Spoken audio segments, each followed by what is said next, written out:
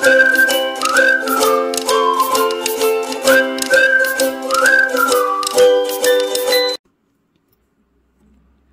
स्वामी समर्थ.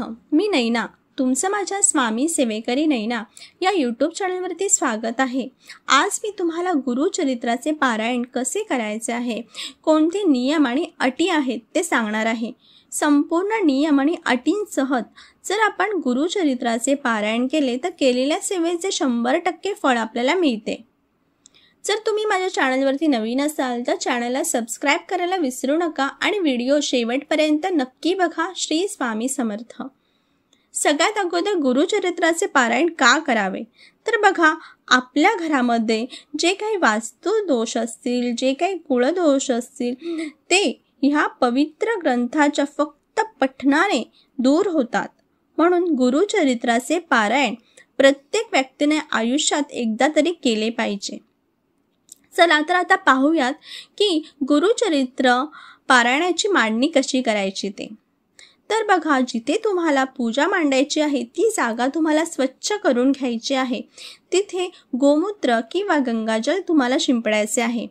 पाट किंवा चौरंग घ्यायचा आहे, त्यावरती तुम्हाला लाल वस्त्र अंथरायचे आहे. श्री दत्त महाराजांचा फोटो किंवा मूर्ती किंवा स्वामी समर्थ महाराजांचा फोटो किंवा मूर्ती तुम्हाला घ्यायची आहे. आणि हे दोन्ही नसेल तर तुम्हाला तांदळाच्या राशीवरती सुपारी ठेवायची आहे. त्यानंतर काय करायचं आहे तर बघा, कलश पूजन करायचे आहे.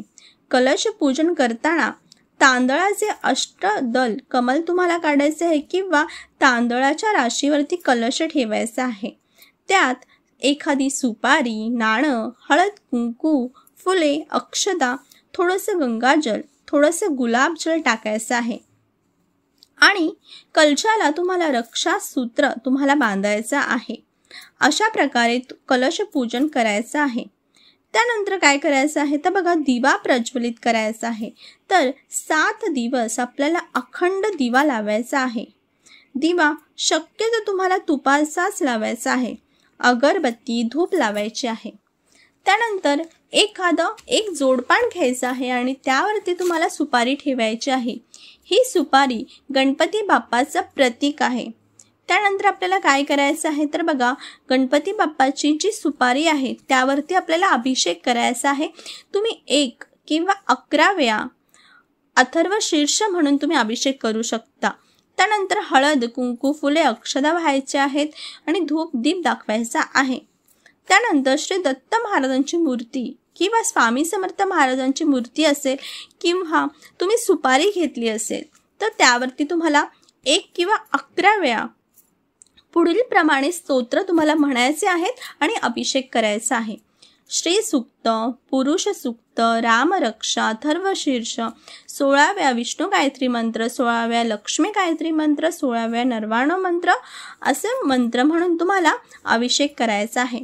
नंतर स्वच्छ कापडाने पुसून, महाराजांची मूर्ती असेल तर तुम्हाला हिना अत्तर लावायचं आहे, अष्टगंध लावायचा आहे आणि हार, फुले, पुष्प तुम्हाला अर्पण करायचे आहेत. आता हे आपल्याला 20 तारखेला सकाळी करायचं आहे आणि त्यानंतरच आपल्याला गुरुचरित्र पोथीचं वाचन करायचं आहे. अशी पंचोपचार पूजा करायची आहे. त्यानंतर गुरुचरित्र या पोथीचीही आपल्याला पूजा करायची आहे. कारण तुम्हाला माहीतच आहे की गुरुचरित्र हा खूपच पवित्र असा ग्रंथ आहे, 5वा वेद आहे. म्हणून आपल्याला गुरुचरित्र या पोथीची पूजा करायची असते. म्हणून गंध, अक्षता, फुले, धूप, दीप टाकून आपल्याला पूजा करायची आहे. नंतर पुरुषाने 16व्यातच गुरुचरित्राचं वाचन करायचं आहे. आणि महिलांनी जसे आपण नवरात्रीमध्ये दुर्गा सप्तशतीचे वाचन केले होते, साडी घालून, हातात हिरव्या आणि लाल बांगड्या, कपाळी कुंकू लावून अशा प्रकारेच आपल्याला गुरुचरित्र या पोथीचे वाचन करायचे आहे. त्यानंतर तुम्हाला आसन घ्यायचे आहे आणि आसनावरती बसूनच वाचन करायचे आहे. आणि गुरुचरित्राची पोथी आपल्याला हातात घेऊन वाचायची नाही आहे. आपल्याला ती पोथी एखाद्या पाठावरती ठेवूनच आपल्याला वाचन करायचे आहे. आणि तुम्हाला आसन घ्यायचं आहे आणि महाराजांनाही आसन द्यायचं आहे. तर असं मानण्यात आहे की जिथे गुरुचरित्राचं वाचन केले जाते तिथे स्वतः दत्त महाराज येऊन श्रवण करत असतात. म्हणून महाराजांनाही आसन द्यायचं आहे. त्यांच्यासाठी आपल्याला पाण्याचा एक ग्लास भरून ठेवायचा आहे. 7 दिवस आपल्याला एकच आसन घ्यायचं आहे. सकाळी संध्याकाळी आपल्याला आरती करायची आहे दत्त महाराजांची, स्वामी समर्थ महाराजांची, आणि 2 वेळेस आपल्याला नैवेद्य दाखवायचा आहे.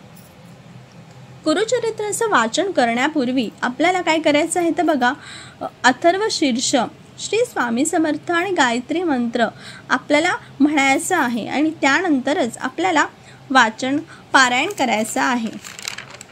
आता मी तुम्हाला सांगणार आहे की गुरुचरित्राचे अध्याय आपल्याला रोज कोणते अध्याय कधी वाचायचे आहेत आणि गुरुचरित्राचे नियम. तर गुरुचरित्राचे वाचन करण्याआधी म्हणजे आपल्याला 20 तारखेपासून आपण गुरुचरित्राचे पारायण आपण करणार आहोत. तर पारायण करण्यापूर्वी म्हणजे 19 तारखेला आपल्याला काय करायचं आहे तर बघा, 19 तारखेला पारायण करण्याच्या अगोदर आपल्याला 4 कुत्रे म्हणजे श्वान आणि 1 गाई ह्यांना पोळी चपातीचा नैवेद्य दाखवायचा आहे.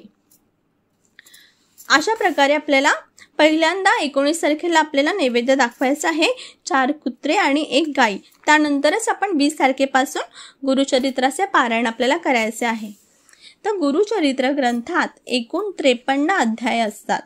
7491 ओव्या आहेत. तर आपल्याला काय करायचं आहे तर बघा, पहिला दिवस आपल्याला 1 ते 9 अध्याय वाचायचे आहेत. दुसरा दिवस आपल्याला 10 ते 21 अध्यायाचा पारायण करायचा आहे. तिसरा दिवस आपल्याला 22 ते 29 अध्यायाचा पारायण करायचा आहे. चौथा दिवस आपल्याला 30 ते 35 अध्यायाचा पारायण करायचा आहे. पाचवा दिवस 36 ते 38 आपल्याला अध्यायांचा पारायण करायचं आहे. 6वा दिवस 39 ते 43 अध्यायाचा आपल्याला पारायण करायचं आहे आणि 7वा दिवस आपल्याला 44 ते 53 अध्यायाचे आपल्याला पारायण करायचे आहे. आता पारायण करतानाचे काही नियम आहेत ते आता मी तुम्हाला सांगणार आहे. तर बघा, वाचन करण्यासाठी आपल्याला पूर्वाभिमुख किंवा उत्तराभिमुख होऊनच बसायचं आहे. वाचन करताना आपल्याला एका लयीत शांत आणि सुस्पष्ट असं आवाजात आपल्याला वाचन करायचं आहे. आपण जे पारायण करतो ते कमीत कमी आपल्याला ऐकायला येईल इतक्या आवाजामध्ये आपल्याला पारायण करायचं आहे. त्यानंतर आपल्याला काय करायचं तर बघा, सप्ताह संपेपर्यंत अखंड तुपाचा दिवा आपल्याला प्रज्वलित करायचा आहे. वाचनासाठी आपल्याला काय करायचं, ठराविक वेळ, जागा आणि एकच आसन आपल्याला वापरायचं आहे. तर शक्यतो वाचन हे 12च्या अगोदरच केलं तर अतिउत्तम आहे. आणि आपल्याला खाण्याचेही काही नियम आहेत. तर खाण्याचे नियम असे आहेत की बघा, आपल्याला मीठ, तिखट, आंबट, दही, ताक, गुळ वर्ज्य आहेत. आपण दूध, चपाती किंवा तूप, साखर असं आपल्याला घ्यायचं आहे. शक्यतो 7 दिवस आपण मौन धारण करायचं आहे. पण आपल्याला आता शक्य नसतं, त्यामुळे आपल्याला ह्या 7 दिवस आपल्याला कोणाची निंदा नालस्ती आपल्याला करायची नाही आहे, कुणाबद्दल वाईट बोलायचं नाही आहे आणि कुणाशी आपल्याला भांडण वगैरेही करायचं नाही आहे. शक्यतो आपले 7 दिवस आपल्याला आपलं वर्तन आपल्याला चांगलं ठेवायचं आहे. पोथी वाचताना आपल्याला मध्येच आसनावरून उठायचं नाही आहे, कुणाशी बोलायचं नाही आहे. आणि आपल्याला समजा असं वॉशरूमला वगैरे, बाथरूमला वगैरे जायचं असेल तर आपण सगळ्याच्या अगोदरच आपण करायचं आणि त्यानंतरच आपण पोथीचं वाचन आपल्याला सुरू करायचं आहे.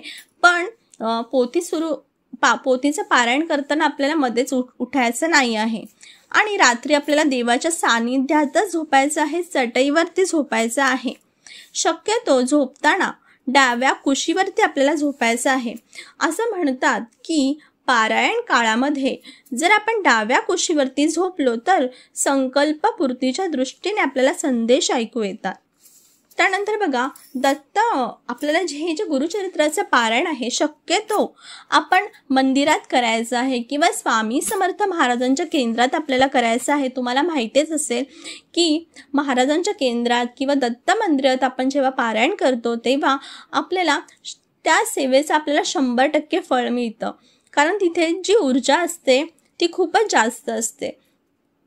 पण ज्यांना शक्य नाही आहे त्यांनी पारायण घरी केलं तरीही चालेल.